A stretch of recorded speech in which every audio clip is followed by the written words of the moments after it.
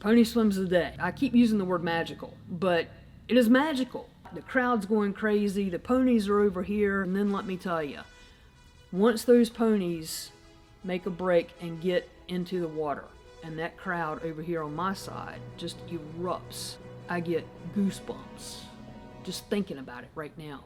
There is nothing more exciting than pony penning. Just the squeals of joy from the kids and everybody clapping and just cheering on those ponies. You'll never see anything like it. And my favorite thing has always been when we put the ponies into the water. The crowds going wild and everything. That for me was always the most iconic moment of the week.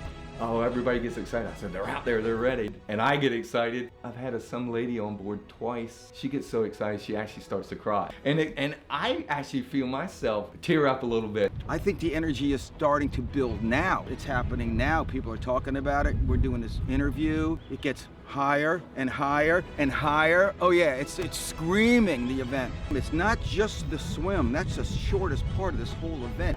Another great example is the run down the beach. It's really a very serene, quiet atmosphere that morning. I also remember as a child going to see that, and maybe 20 people were there.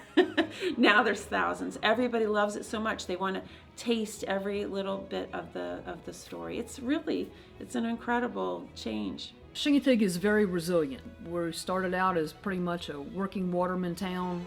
The importance of seafood on Chincoteague is 100% the oyster industry. That is the number one thing. I was shucking scallops. We worked on the water mainly. Oysters were everything. It was crabbing, fishing, oystering, clamming. If you look back at census records from 1800 all the way until 1930, 90 to 95% of the head of household on Chincoteague listed themselves as either oystermen or watermen. Get up in the morning early, go out there and work your butt to death. When the tide gets up, come home, and the next day start all over again. It was everybody that was working in that industry. And that's really what Chincoteaguers did years ago. 5,000 people lived on the island. They all worked on the water. I mean, that's all they did. We've moved our way up into tourism.